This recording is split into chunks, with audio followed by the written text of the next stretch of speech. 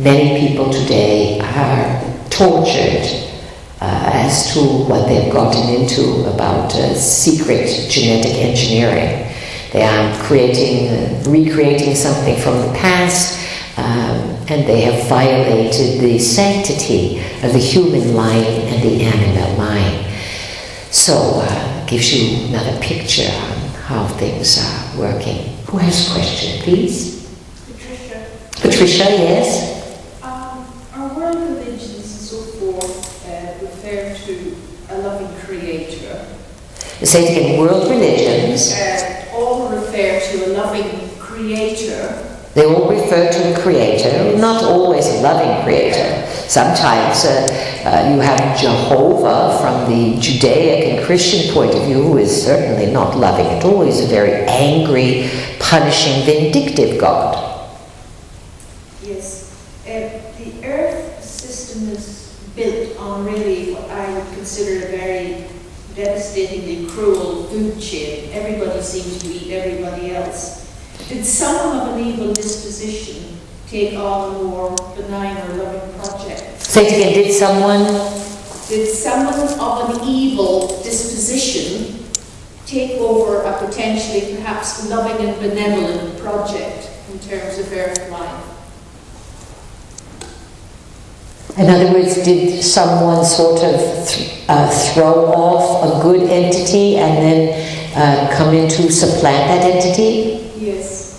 That is part of your history, yes. But the entity that would supplant something that is good could not do so if the mass consciousness were not engaged with it. Do you understand? Yes. So, first of all, religions, as you understand them, are a cooperative creation between physical and non-physical realms of existence. Religions are, let's say, as you know your religions, you're looking at the last 2,000, 3,000 years or something, the history of your modern religions. And we could say that they were set up from non-physical beings working with physical beings to create a custodial system to manage humanity's consciousness.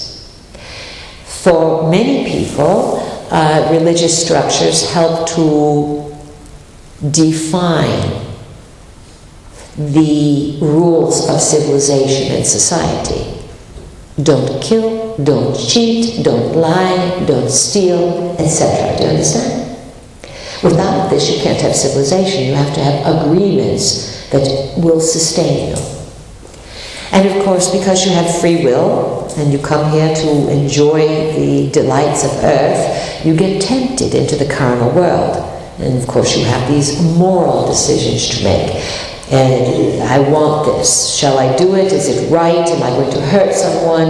Will I hurt myself? How much will I mar my soul? Who cares? This kind of thinking. And of course, humanity goes through different experiments with different, let's say, choices within the large experiment. So in order for an evil being to overthrow a good being, there must be something among the people that would magnetize that evil being to them.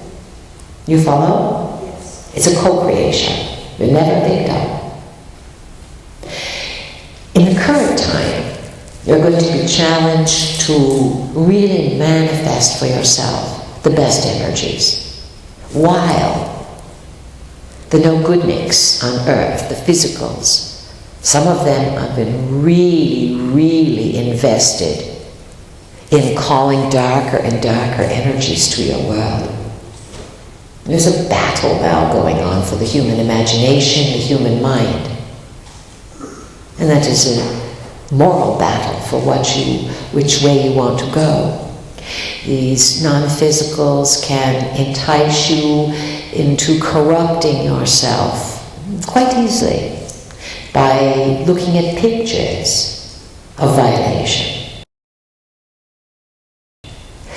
It has been said that the internet has been used to traffic people sexually, traffic all kinds of pictures of pornography and pedophiles and bestiality, all kinds of dark, dark things that the large majority of people would never even think of.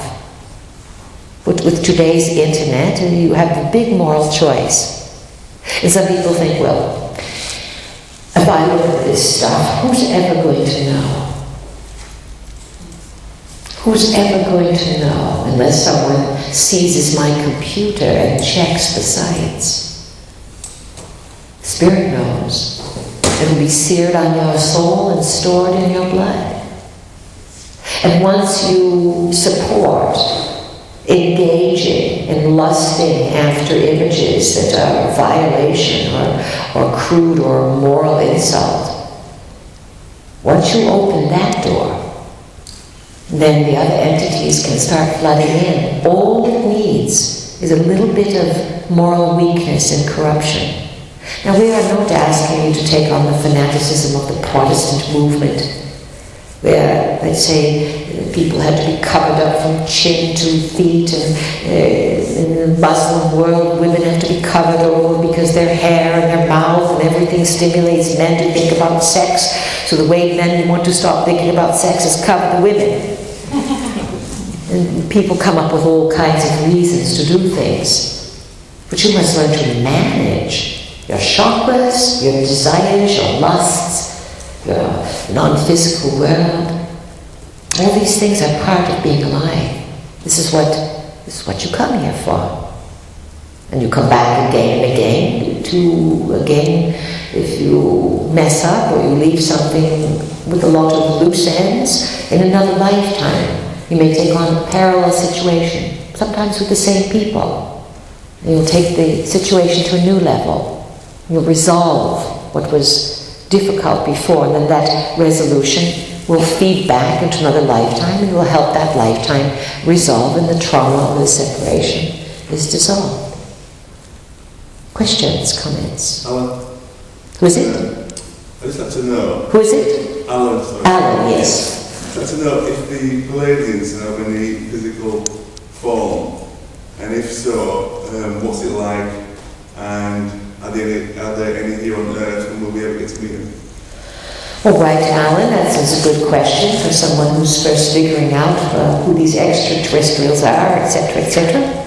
It's logical. Are there Pleiadians on Earth right now?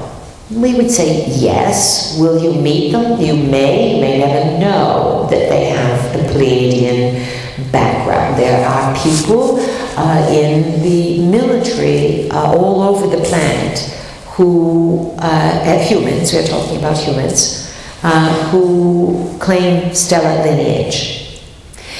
There have been scientists, very highly achieved scientists, who, behind closed doors, confess to one another that they have come from Mars or someplace out in the solar system and beyond,